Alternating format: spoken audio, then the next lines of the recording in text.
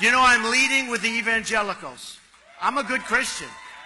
And I'm leading with the evangelicals. And I want to tell you something. Christianity, and I put it in the same vein, and sometimes in the same sentences, Christianity is being chipped away at in this country. In this country. It's being chipped away at. And I'm not going to let it happen. You know, I was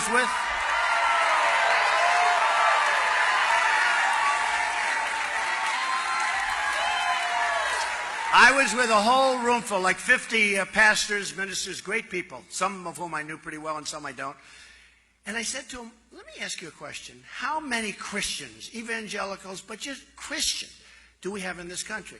And they were saying maybe 250 million, maybe 260 million. I said, so that's more than we have women. It's more than we have men. It's by far the biggest group. Then why aren't you banding together and getting the kinds of things you want?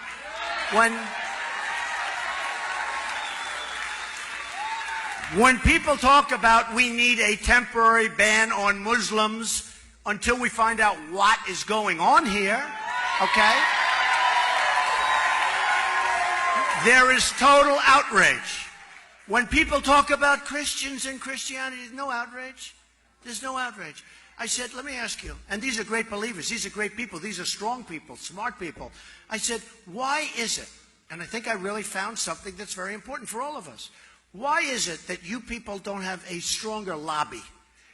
And during Lyndon Johnson's regime, I will call it, because that's sort of what it was, if you think about it, but during his term as president, they passed something where the tax deduction is under siege if they do anything that's a little bit off.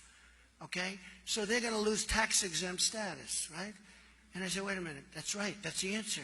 I figure, you know, I'm a pretty smart guy, I figure things out pretty quickly. So as soon as I mentioned it, I said, that's it. Because I said then, so the man walking, I was in Trump Tower, I pointed down to the sidewalk, there were people walking on the sidewalk. I said, then those people walking on the sidewalk are more powerful than you people in the clergy, the pastors, the ministers, the priests, the people in the clergy. They're more powerful. They said, that's right. I said, not going to happen anymore. We're going to get rid of that thing. I want Christianity to have a strong flavor. Why did we ever pass a thing like that? And it's so important. I mean, really, they've shut Christianity down. And these are great people, but they're afraid to do. For instance, some people came up to me, Mr. Trump, I love you. You're the best. You're going to be the greatest leader. You're going to be. I want to endorse you. I'm endorsing you. But I'm not allowed to do it publicly because if I do it publicly, I may lose for the church the tax-exempt status. So they're really being silenced, and we can't let that happen. We can't let that happen. I don't care about the endorsement. They're really being silenced. We can't let that happen. We're not going to let it happen. And we're going to get that thing repealed. And think of the power we have over the Democrats, over the Republicans. I mean, the power is incredible.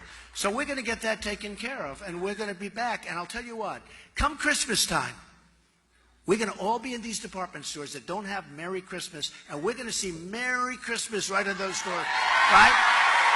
They don't put it up anymore.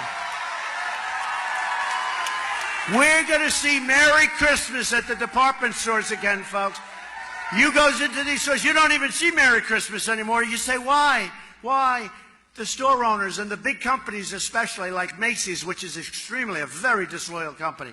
But these big companies, they don't want to use it because it's not politically correct. It's going to be not politically correct not to put it up. You watch. You watch. You watch. So we're going to be saying Merry Christmas again. So I told you, they're chipping away at Christianity and they're chipping away at the Second Amendment every year, chip, chip.